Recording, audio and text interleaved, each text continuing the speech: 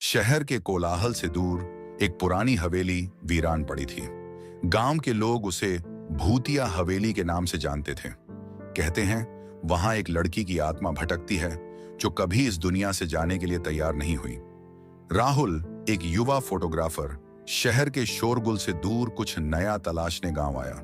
पुराने और रहस्यमयी स्थानों की तस्वीरें लेना उसका शौक था। गांव के लोगों से हवेली की कहानियां सुनकर उसके अंदर एक अजीब सा आकर्षण जागा।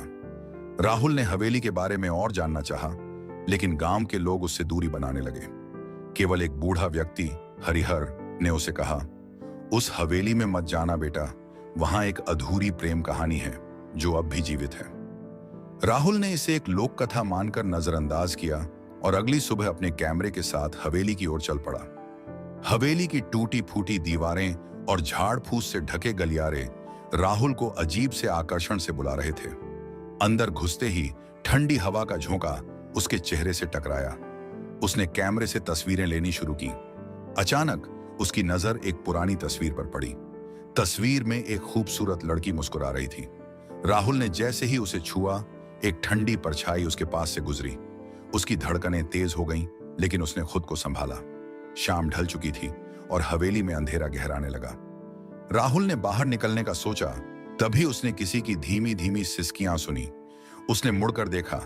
वही लड़की जो तस्वीर में थी उसकी आंखों के सामने खड़ी थी। तुम कौन हो?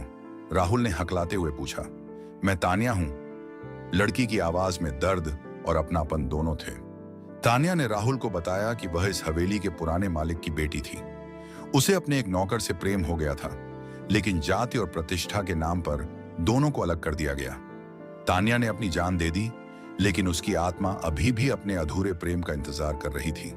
राहुल और तान्या की मुलाकातें बढ़ने लगीं। राहुल का आकर्षण अब प्रेम में बदलने लगा। वह समझ नहीं पा रहा था कि यह सच है या मात्र उसकी कल्पना।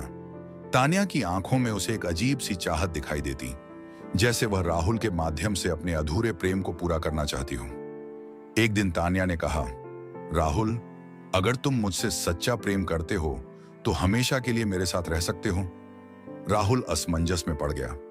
उसे तान्या से प्रेम तो हो गया था, लेकिन वह उसकी दुनिया की नहीं थी।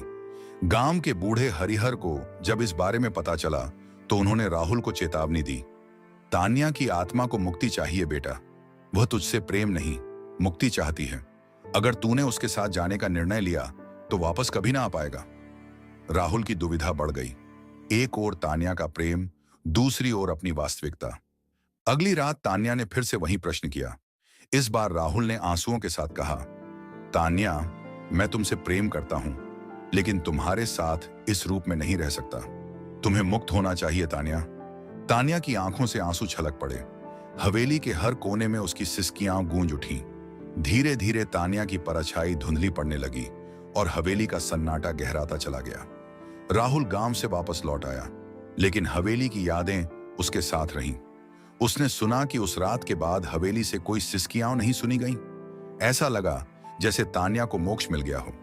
राहुल के लिए तान्या का प्रेम अधूरा था, लेकिन तान्या के लिए यह मुक्ति का रास्ता था। प्रेम कभी कभी मुक्त करता है और कभी बंधन बन जाता है। सच्चा प्रेम वह है जो आत्मा को मुक्ति दे सके। हमारे चैनल को सब्सक्राइब करें। ऐसे ही वीडियो देखने के लिए लाइक और शेयर करें। धन्यवाद।